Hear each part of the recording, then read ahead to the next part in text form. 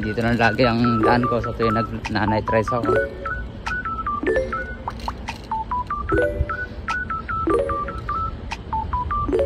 Mas maganda dito pag Pasko.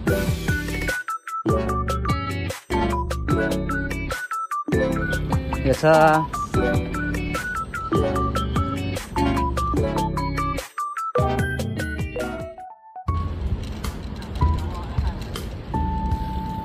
diba?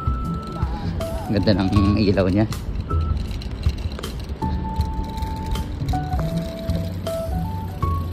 Dito yung isang maliit na buwan.